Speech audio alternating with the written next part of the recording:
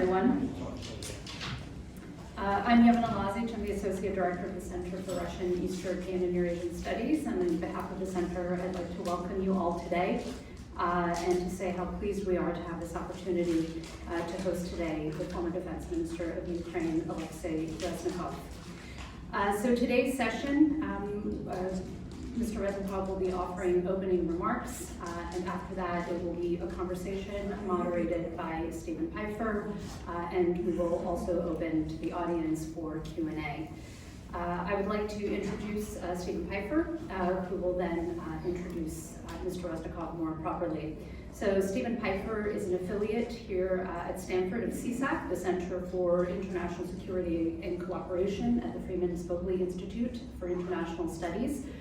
He's also a non-resident senior fellow with the Brookings Institution. He's a retired Foreign Service officer who spent more than 25 years with the State Department, focused on U.S. relations with the former Soviet Union and Europe, and is former U.S. ambassador to Ukraine from 1998 to 2000, and an expert on nuclear arms control and security issues in Ukraine, Russia, and Europe. So I will pass it over Thank you very much. It's really my pleasure to be able to introduce and moderate today's discussion with Alexei Reznikov, the former Defense Minister of Ukraine. Let me just give you a few highlights from his biography. He's a lawyer by training, very distinguished lawyer in Kyiv. I think one of his career highlights was in 2004 during the Orange Revolution. He represented Viktor Yushchenko before the Ukrainian Supreme Court and won a decision by that court to order basically a rerun of an election that had been stolen by Mr. Yushchenko's opponent. Mr. Yushchenko went on to win the rerun in what was probably the most closely observed election in Ukrainian history. He served as the deputy mayor of Kyiv from 2014 to 2018. He then took part in the Trilateral Contact Group, which was trying to resolve the status of Donbass, and in particular achieve the withdrawal of Russian and Russian proxy forces and the return of Donbass to Ukrainian sovereignty. From 2020 until 2021, he was the Deputy Prime Minister for reintegration of the temporarily occupied territories. And then in November of 2021, President Zelensky appointed him Minister of Defense, a position he held until last September. He became the Minister of Defense just 3 months before Russia launched its full-scale invasion on Ukraine, which turned the Russia-Ukraine war into the largest and bloodiest war that Europe has seen since World War II ended in 1945. I think by any measure, his 2 years as Minister of Defense was a success. People recall that in the early days of the invasion in February of 2022, the expectation virtually everywhere was that Ukraine would lose and quite quickly. In the Pentagon, in Washington, other Western capitals, the expectation was that the Russian military would defeat the Ukrainian military, if not in a couple of months, then perhaps even in a matter of weeks. And as we saw that the Ukrainian military greatly overperformed expectations, today it's holding its own. In fact, by a measure of how much success the Russians have achieved, Russia today occupies far less Ukrainian territory than they did at the high point in 2022. And I would argue that a lot of that success is due to Minister Reznikov's good work. So thank you for taking time to join us today. The floor is yours.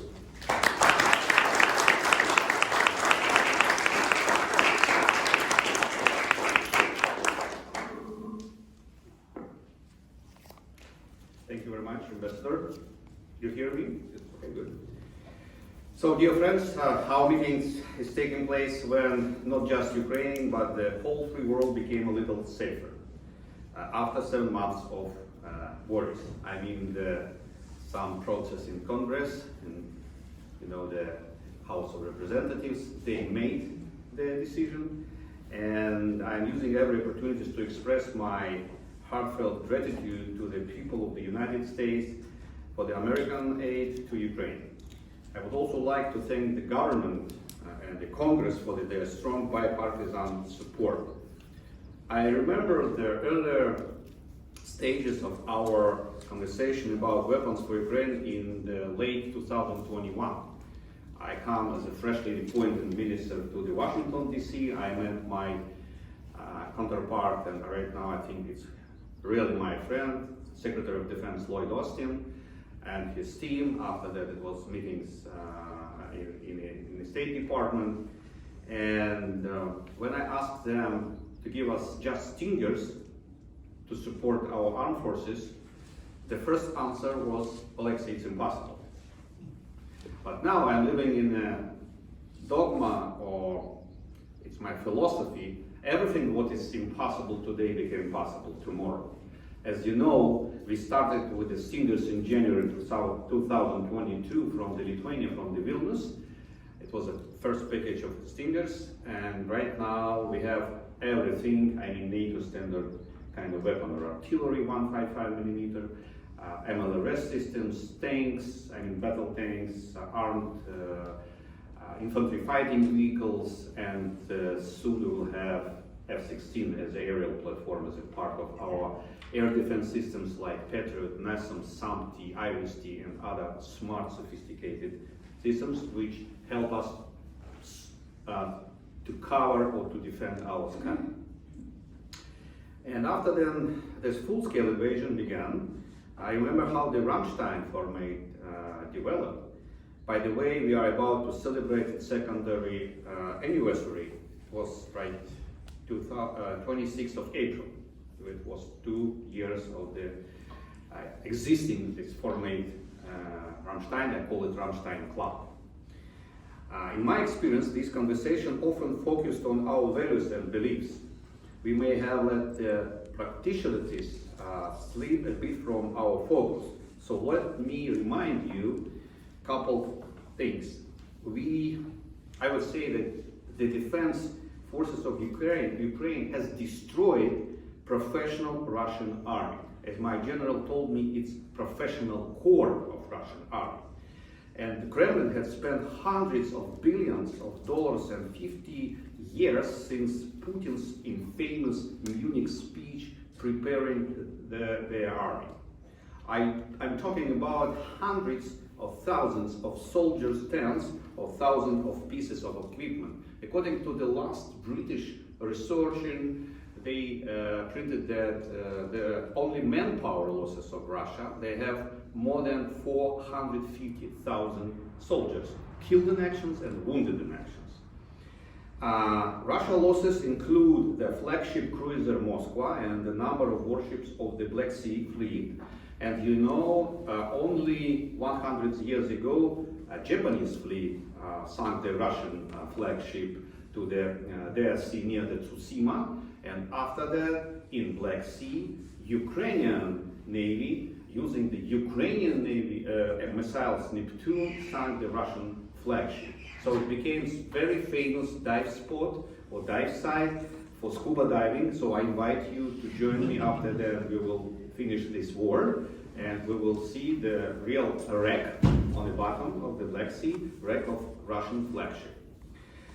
Unique early warning and control aircrafts and strategic bombers that Russia cannot produce anymore. The most cutting-edge Russian missiles destroyed with the American weapons.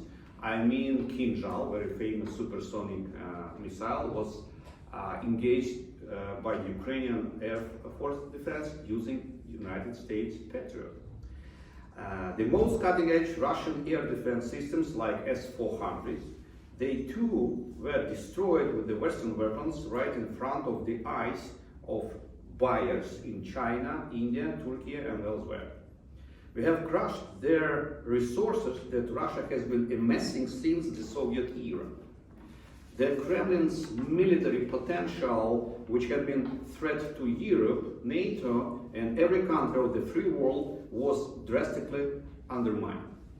It cost the United States not more than 3, maximum 5% of Pentagon's annual budget.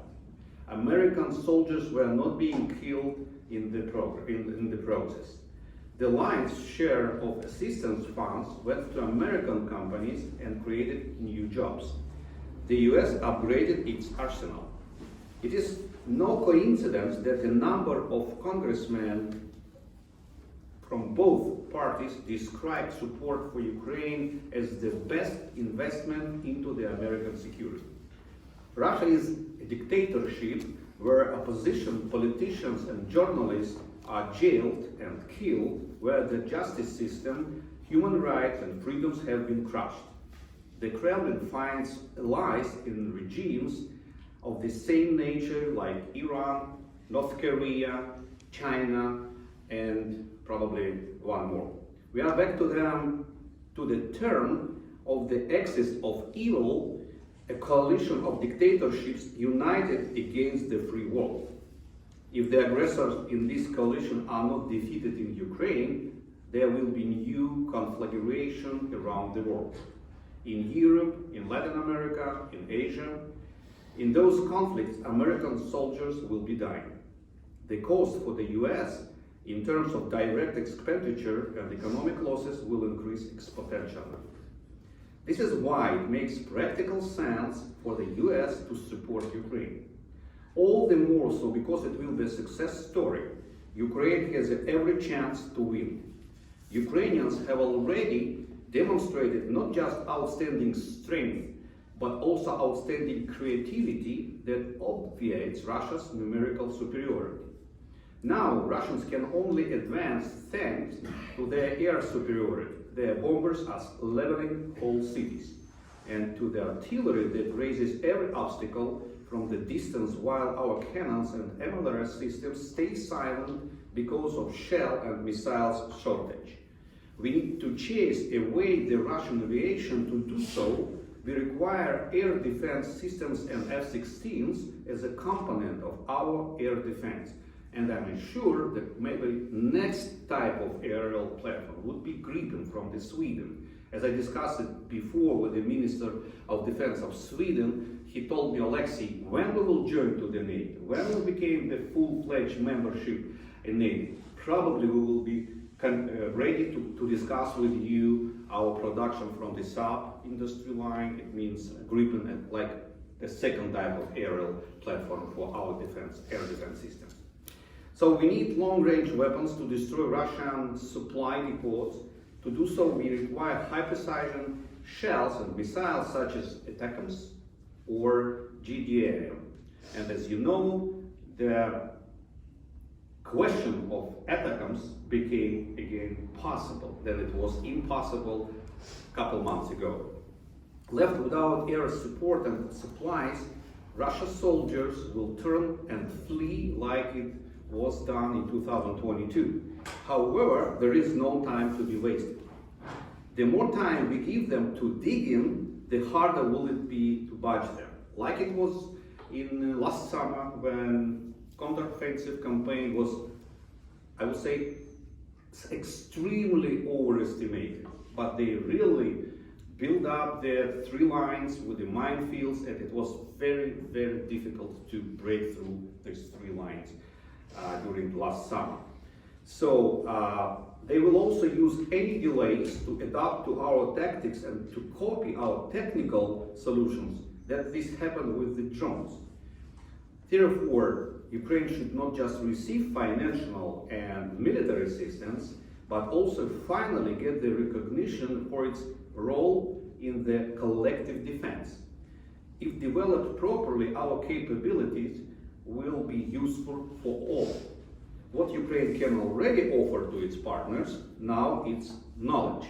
And I discussed it with my counterpart from France, Sébastien Lecornu, Minister of Defense of France, that Sébastien, you have to be ready to protect your sky during the Olympic Games in Paris next summer.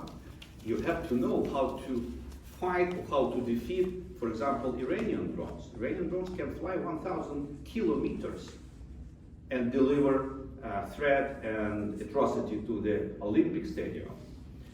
Based on our experience of more than 2 years of fighting against the full-scale invasion, I would like to make 8 observations.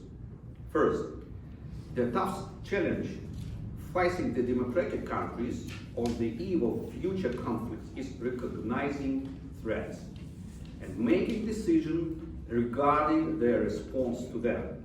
Russia has demonstrated how the so-called sub-threshold acts of aggression can be used.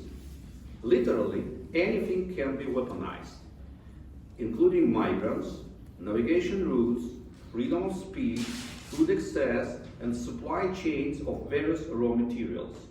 Maybe you remember how they used migrants from the Syria on the territory of Belarus, threatening Lithuania, Poland, Latvia, and Ukraine territories. Say they use migrants as a weapon. The second observation is linked to the first.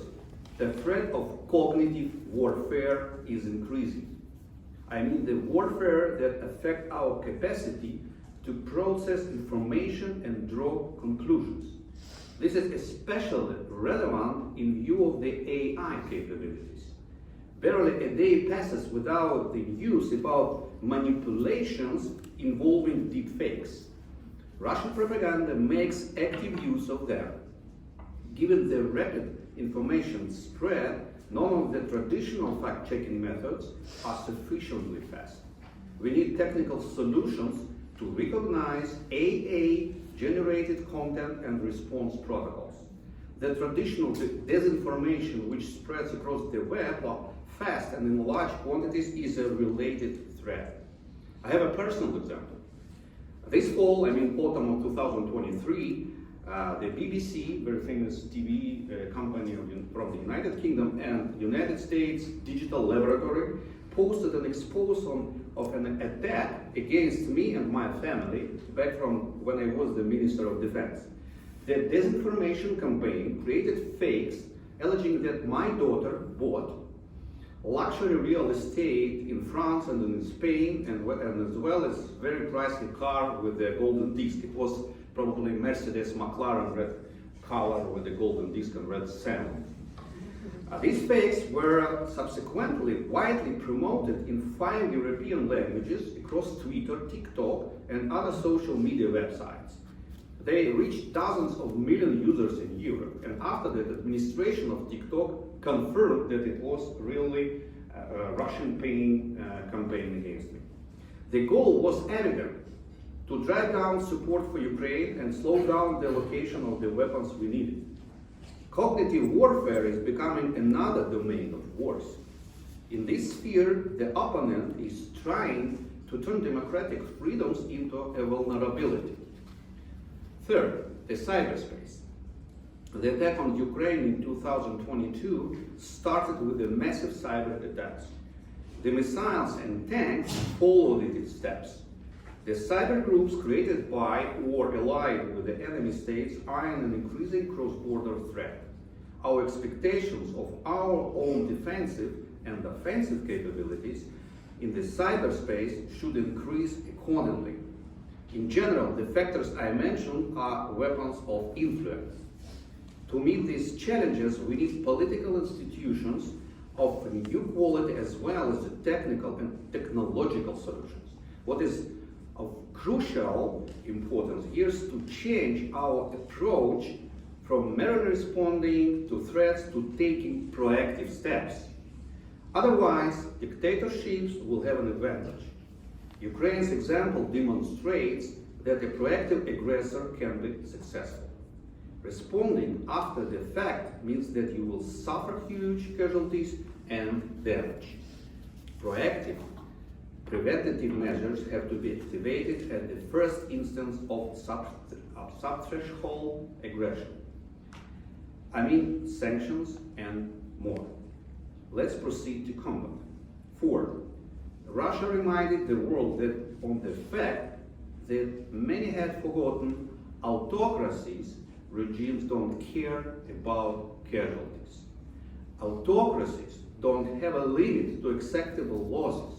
Political expediency is the name of the game. They're using their soldiers, their manpower, as a cannon fodder. They provide mid-rider tactics. I saw it personally. And therefore, democratic countries have to be ready to make sure that the potential enemy endures significant losses and loses combat capabilities. It's not enough to amass high-precision weapons capable of destroying command centers or logistics.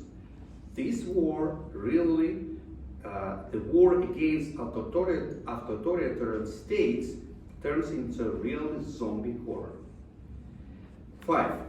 This is one of the last, if not the last, war where you will see large manpower in direct combat. War is increasingly turning into a competition between robotic systems as well as automated control systems. President Zelensky's decision to create the Unmanned System Forces as a branch of the Armed Forces of Ukraine fits this trend. Manufacture and maintenance of unmanned systems in the quantities commensurate with the number of artillery shells or manpower is the order of the day. Just an example, the price for one FPV drones should be $500.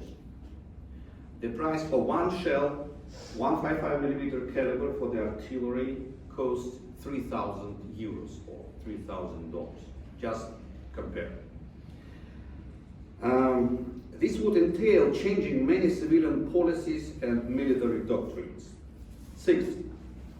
The current approach to conducting combat operations, both offensive and defensive, through foregrounds the increasingly important role of automation and synchronization. This is equally true of using open sources for the intelligence and data gathering. OSINT and general data analysis are the sphere where the human factor still dominates. But in the relatively near future, will 12 or maybe 36 months, according to estimate, technologies will yield better results than processing the data manually. Obviously, technologies capable of machine learning put on their advantage. The machines have not learned to learn, but they can follow our patterns, and as an old joke, can do not what you want them to, but what you asked for. Who will be the first to fully master these technologies? Who will be more effective? 7. The interval between technological growth spurs has decreased dramatically. Historians may debate what were the main technologies that guaranteed an advantage on the battlefield. Iron swords, battle carriers, gunpowder, jets, nuclear weapons, something else. All these have been described as game changers. The interval before a successful game changer was invented decreased every time. This first step took millennia. The most recent took decades. The interval may be down to months now.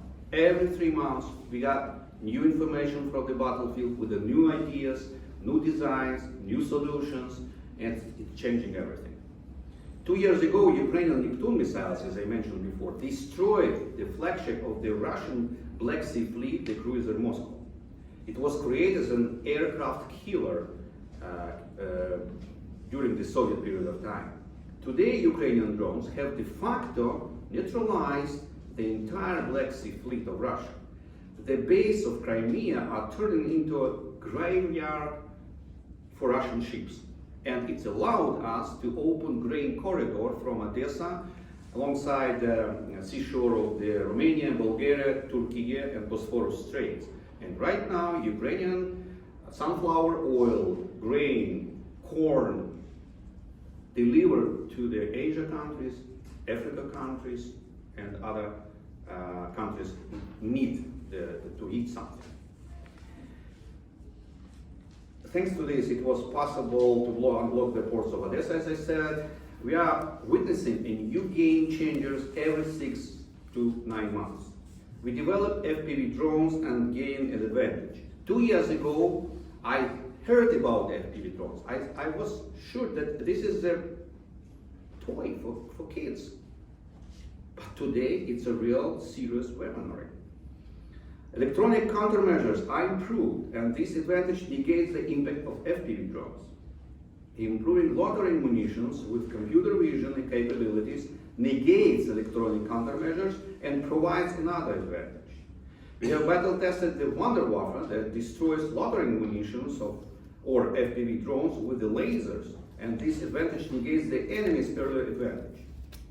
This brief stage that lasts mere months have the same dramatic impact on the style and methods of combat is replacing arrows with the automatic rifles. These who adapt, evolve, and invest in cutting-edge technologies will have a significant, partially indomitable advantage on the battlefield. This is both inspiring and alarming. Our enemy is cruel and inhumane, but he is far from stupid. Underestimating the enemy is the most egregious mistake. Modern warfare does not just consume the R&D sector benefits, it generates them. And 8. The slow and widely defense systems are the arrows and early cannons in the war of robots and gadgets. 500 tanks still have an advantage over 3 smart automated anti-tank systems. Will that still be true in 36 months? It is far from a given. Our goal today is to consolidate the efforts, resources, and political will to harness new and cutting-edge technologies. Ukraine's advantage that we got at a staggering cost is the experience of modern warfare against a highly technological army of an authoritarian state. We have made a number of political and technological conclusions. Not a single other country in the world shares this experience. We can strengthen the coalition that defends democracy. The latest known interview of the Russian ruler demonstrates that it's not just about Ukraine. It's about the mindset of the Kremlin leaders, the mindset shared by the coalition of authoritarian actors. They will not stop at Ukraine. They are interested in changing the world order. They are interested to rebuild Berlin Wall again. This is why they need to be defeated in Ukraine. It will win the democratic world time to better prepare for the standoff. There is no time to waste. Thank you for your attention. I am ready for your questions.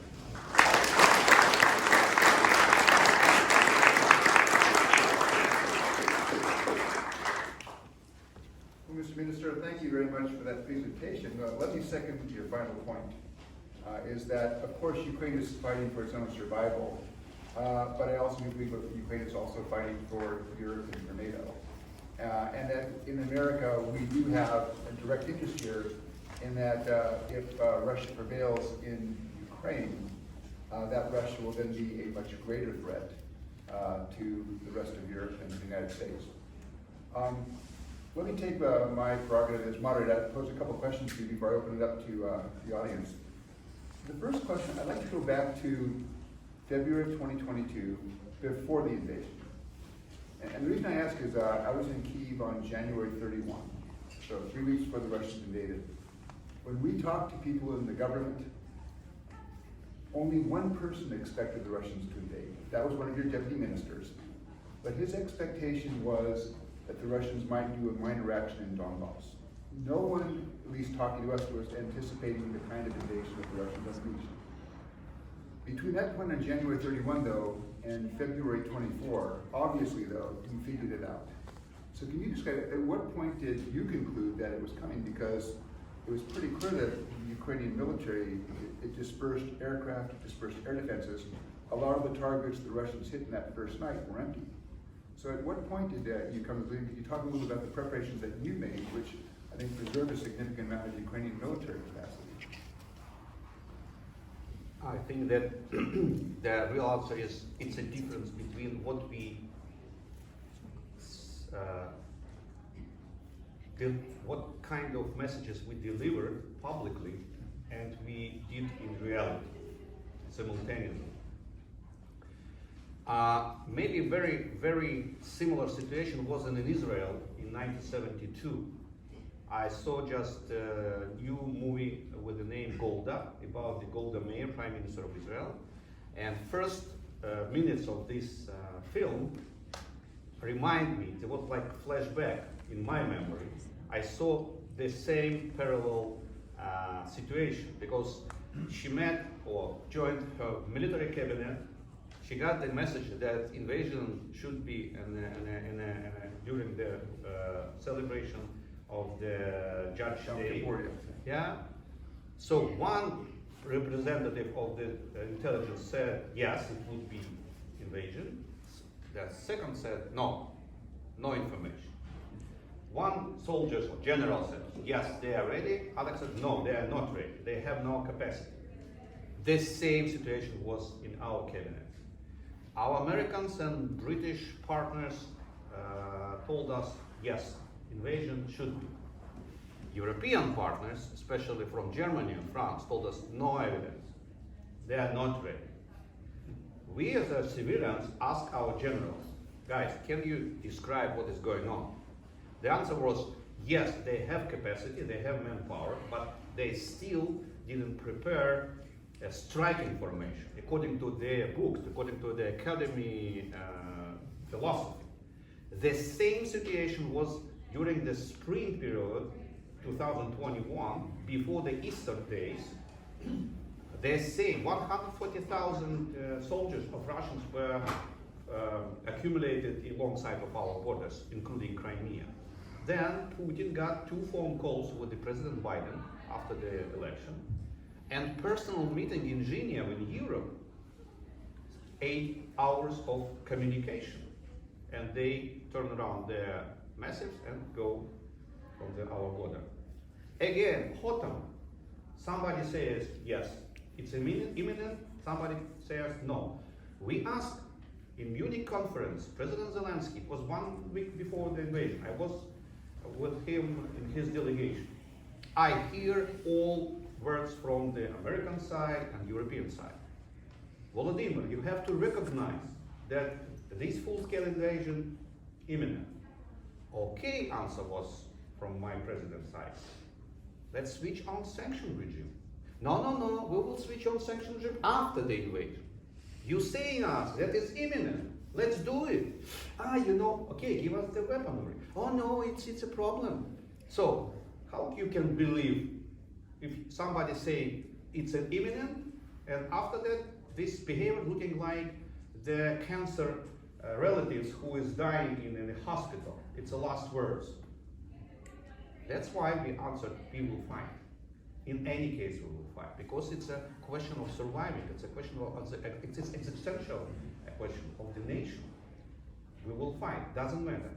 That's why, non-publicly, in a secret regime, we discussed with our general, me and General Zaluzhny also, and we set up training courses for our units. So when Russians started their campaign in 24th of February, all camps were empty because we moved them around the country.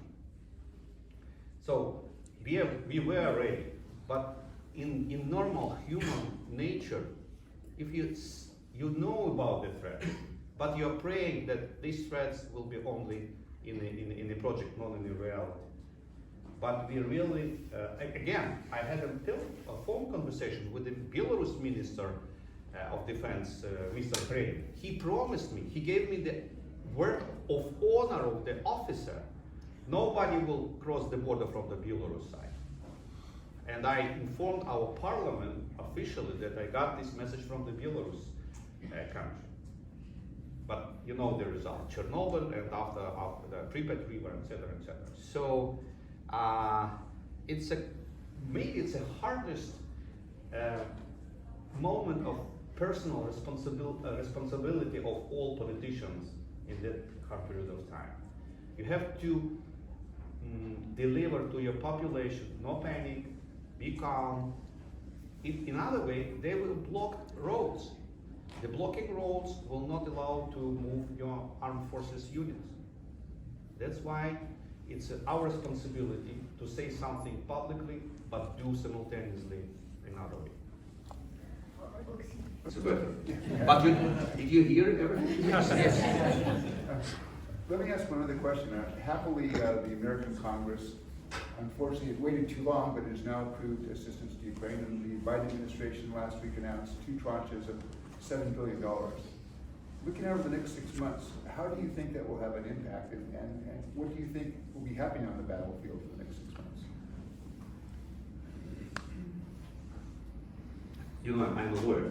So I like to make a prognosis or forecast under the facts, not with the astral lines. Sometimes in Brussels, one Ukrainian journalist asked me, Minister, when this war will end? And I reacted, sorry, I forgive my tarot cards in my room. Seriously, I think that, as I told during my notes, we have different types of game changers, and still we have the lack of our, and I would say balance between Ukrainian armed forces and Russian armed forces. It's an air.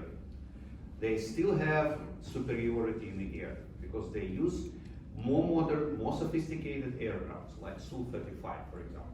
We're using old-fashioned Soviet legacy MiG-29.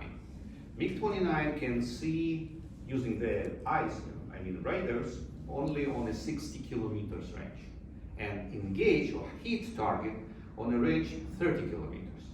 Su-35 can see more than 180 kilometers and engage more than 120 kilometers their target.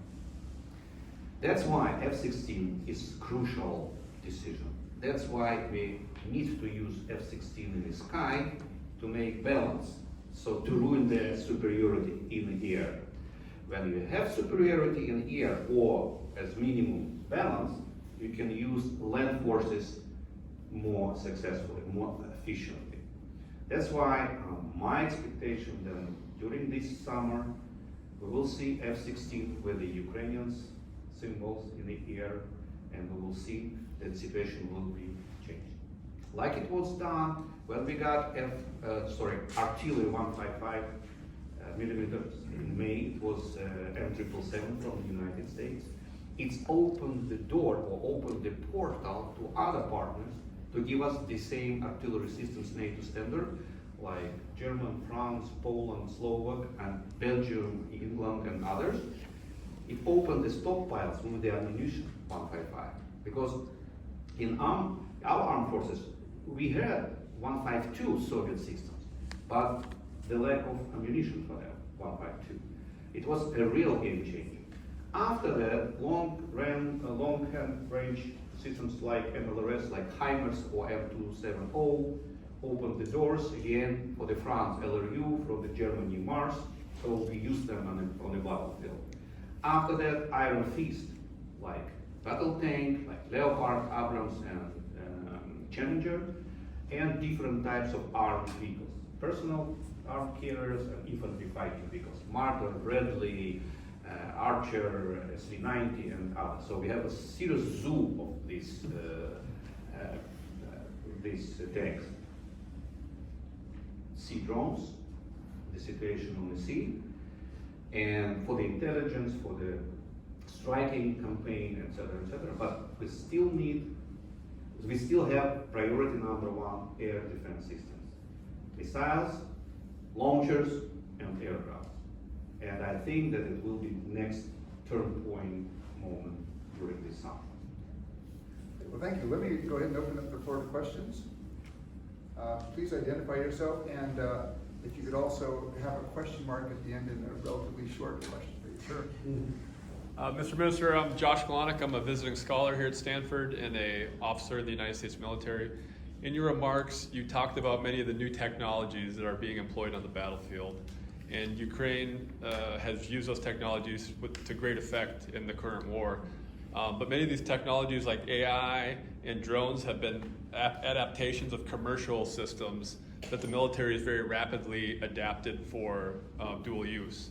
So I'm wondering if you can just talk about what have you had to do to institute processes in place so you can very rapidly leverage this commercial technology and then apply it for military or defense uses? Today we have some kind of booming way, like it was in Silicon Valley in the previous years. We have the same. In all garages, you will find the small team who providing some kind of new drones, bombers, quadrocopter, and flying, jumping, digging, and etc., etc. And in September 2022, we drafted the new legislation and was adopted and voted in government, that became bring the very clear and easy way how to adopt your invention in a military goal. So we call it fast track. If in previous time it could be 2 or 3 years, you have to trying to persuade that Minister of Defense can buy it because it's really needed for the armed forces. Right now, 2 or 3 weeks, and it's interesting to see how to. It's not evolution; it's a revolution. When I call it wedding ceremony drones, especially Mavic from the China, and I was extremely criticized by our society. Oh, minister, he is dumb, he is stupid guy, he don't understand about the role of Mavic. But I call it wedding ceremony drones because General Zaluzhny told me this quote. I just repeated him, but in reality, I try to persuade our partners to give us more serious unmanned systems, robotics, like Puma, Fly-Eye, Switchblades, and etc., Bayraktar, and others. But today in Ukraine, we produced a lot of Ukrainian drones. So I would say that Ukraine right now is the biggest laboratory in the world. In previous time I called it polygon, but I like laboratory. I think that the second laboratory is in Israel. So that's why I invite American engineers and American businessmen to join us, to open joint venture company in Ukraine, produce, and you will have a stamp combat tested in Ukraine. It's for business also very good. Yeah, thank you. I'm Kairi Tallas. I'm from Estonian Military Academy, doing my research, short-term research here in Stanford. I wanted to ask, you mentioned cognitive warfare. Can you say how cognitive warfare affects Ukrainian soldiers' morale or will to fight? How it's... Thank you. Estonia, I have 2 friends of mine, 2 ministers of defense, Kalle and Hanno. Thank you very much for them and serious support from your government and your people. And it's interesting moment when our British partners were informed that we have a situation that our soldiers using their iPhones or other smartphones in the tranches. It was surprised them. Why? Because we cannot stop them. It's a democratic country, so they can use media, different types of Facebook, Instagram, etc., etc. But we live in this world. It means that it's a weakness. Simultaneously, it's our strong position. Because they know that they're fighting for their lives, for their families, for their kids, and they can produce short video or short or small pictures when they deliver what they do. And it's inspired everybody in our country, not only in our country. So I think that the weakness point, maybe it's a Russian propaganda way. They're using media, social media, because no control, and it's just your mind. You fact checking. It's very important moment because cognitive warfare. It's a war for the minds, for the souls. And I was in Japan in December. I met very famous Japanese professor Tamabechi. He has a cognitive laboratory in Tokyo. He told me that he studied cognitive warfare 10 years between China and Taiwan. And he saw different narratives and patterns. And at this moment, he's using AI product and his product using in the commander center of the defense forces of Japan. So that's why I included the question of the cognitive warfare in my speech, because it's a serious part of the current warfare. So it's a threat, and we need to find together the best solutions how to defeat it. Mr. McCall?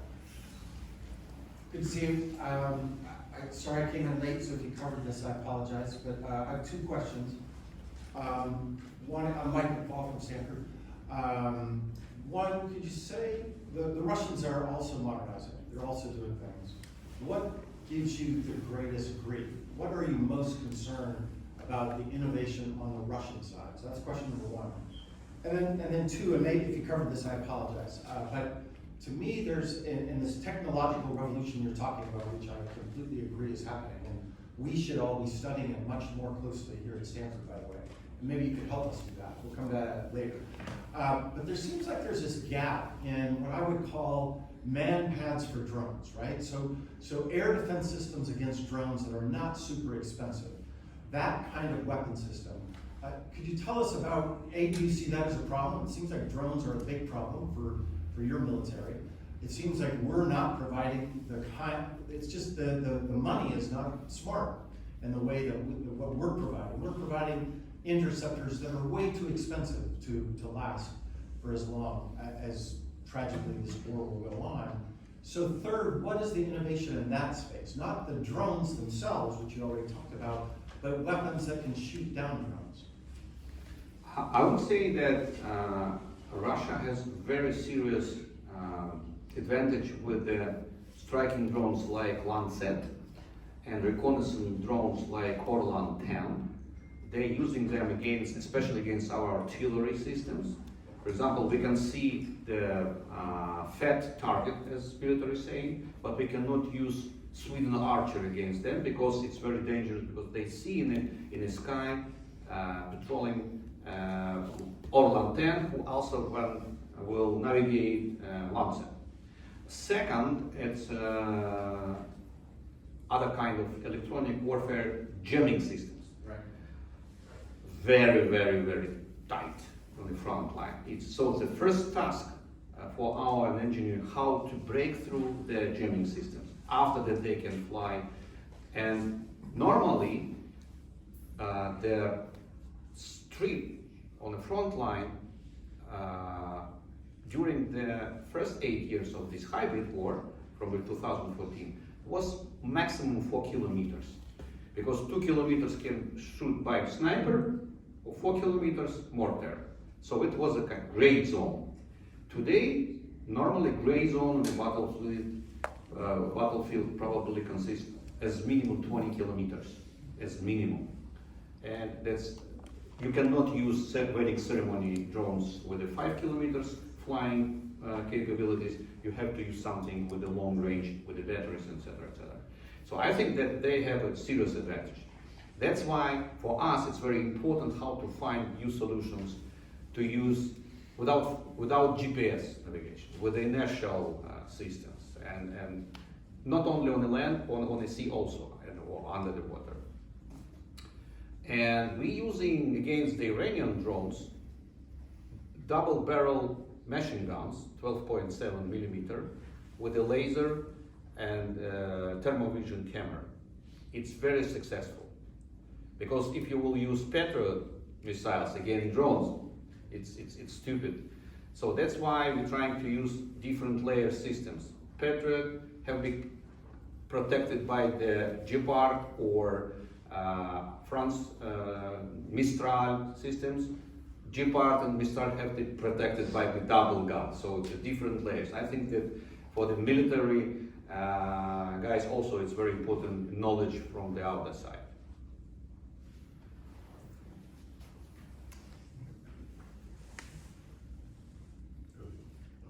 Hi, Nick Lovorsky.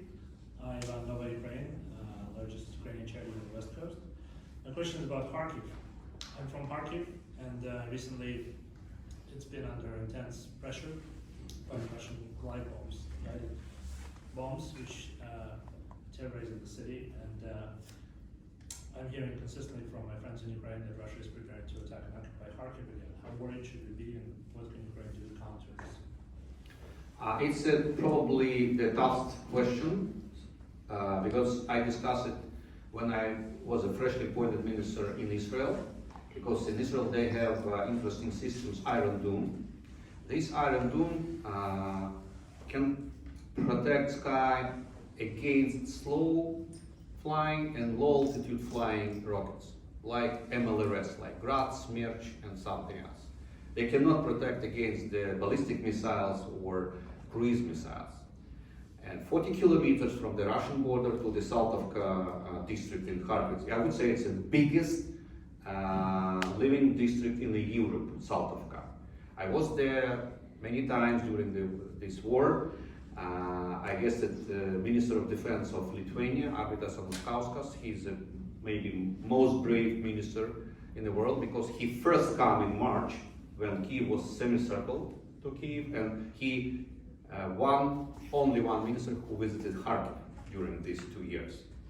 And we were on the Saltovka district. We saw the bus station after the missiles attacking this morning. And we're trying to find the best solutions. I tried to persuade Israel government, give us the technology of this Iron Dome. You don't need to give us from your stockpile, give us the technology, because you cannot protect Kharkiv using Patriot, IRIS-T or something, because no time. As you know, Kharkiv is a very student city. More than 300,000 students was before in Kharkiv, before the full-scale invasion. And they cannot have a lessons during this war, because sirens alarming 30 seconds, you have no time to go to the shelter. So that's why we are trying to find the best solution how to protect Kharkiv, I mean in the sky. Hello, my name is Max Light. I'm a lifelong joint student, formal naval officer. Question for you. You had mentioned that Putin is trying to erect a new Berlin Wall. Why is he trying to do that? What other entities around the world will benefit from this new world order that he's trying to establish? And given that we get rid of this threat in the future, how should we hold these bad actors accountable in the future? My understanding that it's very important to understand that not only Putin trying to change the old order, world order, because he has partners in the axis of evil. North Korea, Iran, they're seeing and waiting. If he will successful, they will start their campaign in South Korea, in China with Taiwan, Iran with neighbor countries. That's why we have to stop them in Ukraine. That's why they have to defeat it in Ukraine. And maybe you know that in Madrid summit, it was a NATO summit in 3 years ago, it was adopted new strategy of NATO for next 10 years. And in this strategy, Russia Federation is recognized as a main threat of NATO countries. So at this moment, we're reducing their military capacity in Ukraine. It means that we're giving more safety aspects to the NATO countries. So this war is not a war between Russia and Ukraine. It's an existential war between autocracy and democracy. That's why it's in your interest to help us, to support us, and win with us. So you will be co-winner in this war.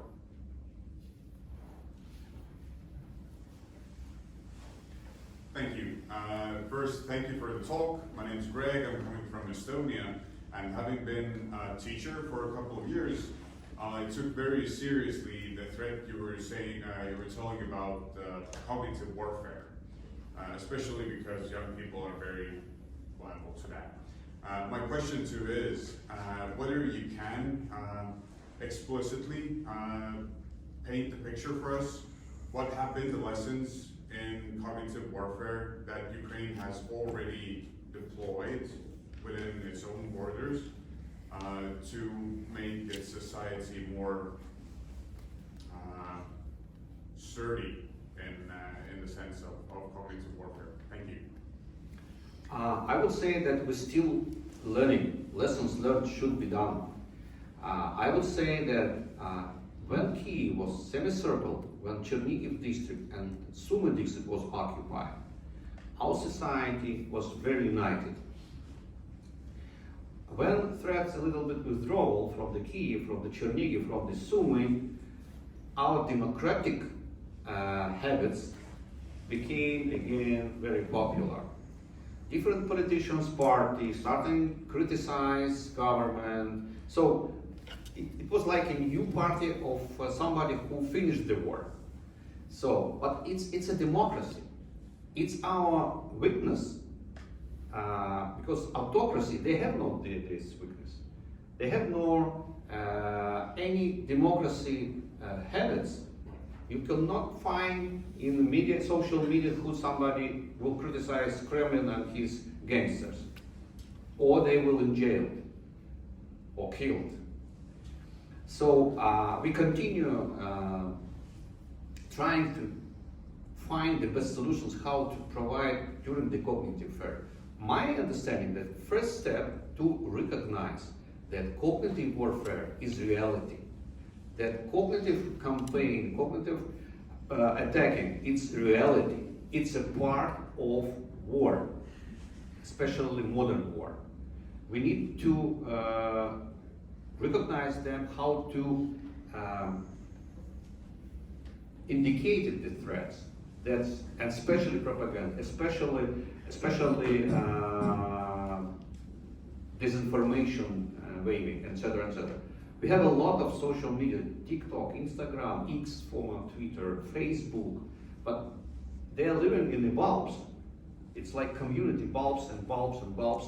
That's why it's very important to find maybe AI solutions how to recognize this is a fake news or it's a reality. Fact checking. I'm Stephen Band. I'm an alum of the business school here at Stanford and a former British diplomat. Thank you for your talk and for everything you've done over the last 2 to 3 years as well. There's been a lot of talk about technology today, understandably, and cognitive warfare. I would like you, please, to focus on, if you like, the other end of the spectrum, which is manpower, people. A historian said to me the other day, talking about the American Civil War, the sad fact is, or the appalling fact is, that the North won the Civil War because the South ran out of bodies. That's a very dark thing to say. And can I ask you perhaps a slightly dark question? How important is the massive population imbalance between Ukraine and Russia?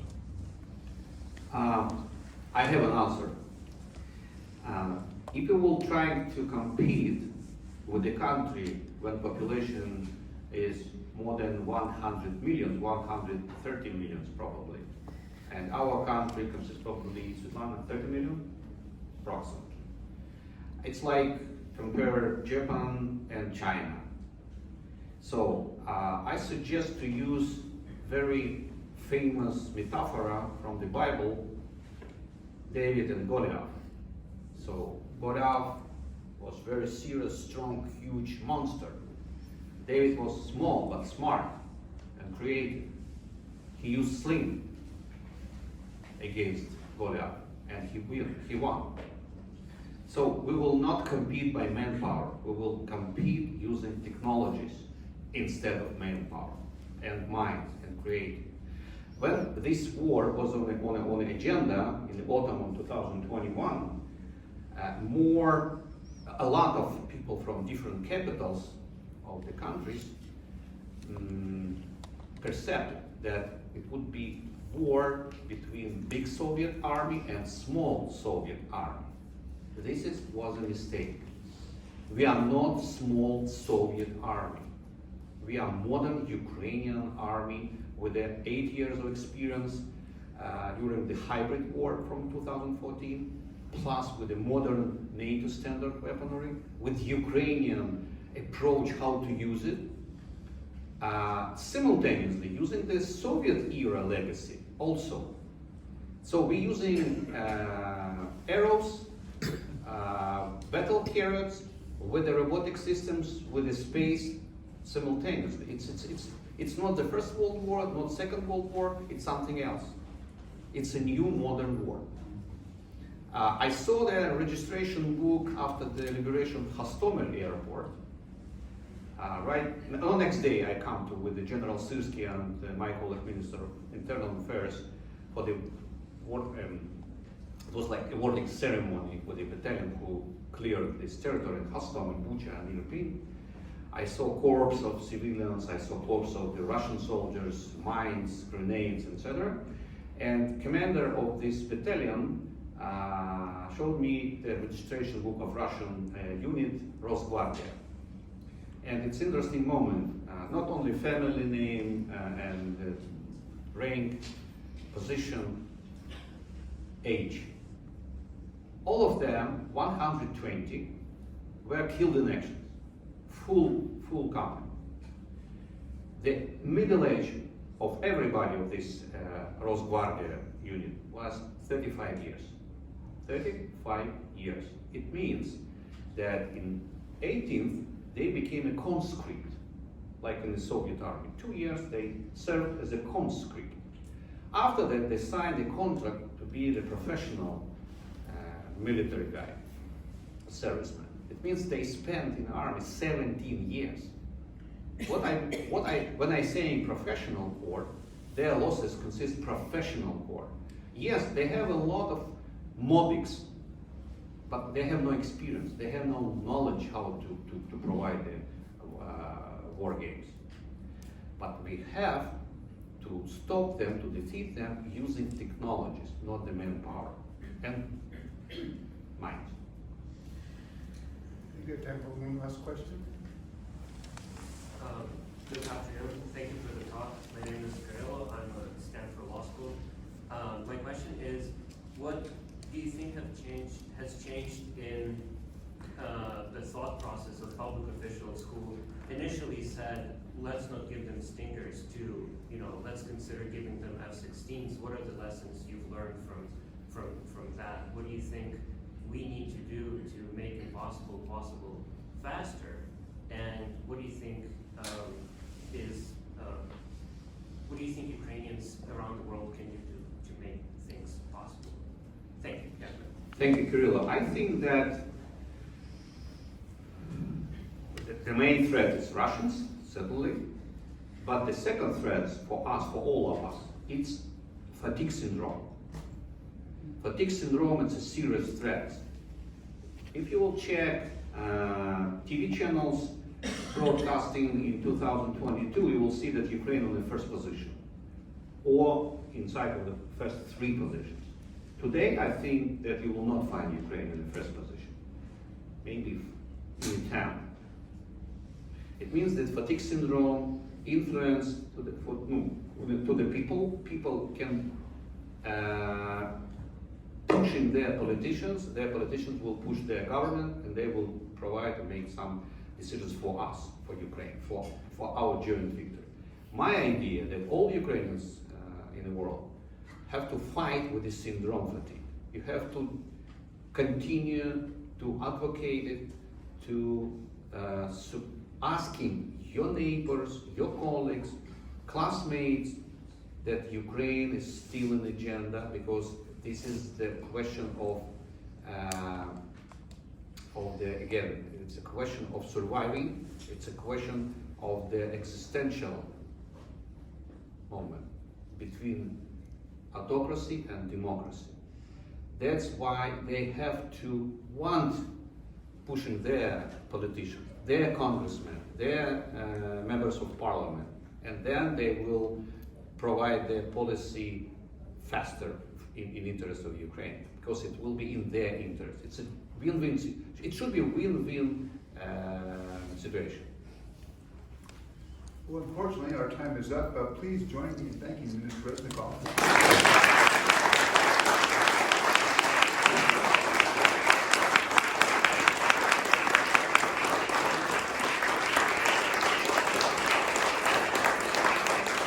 And normally in our country, we finalize everything with the words Slava Ukraini.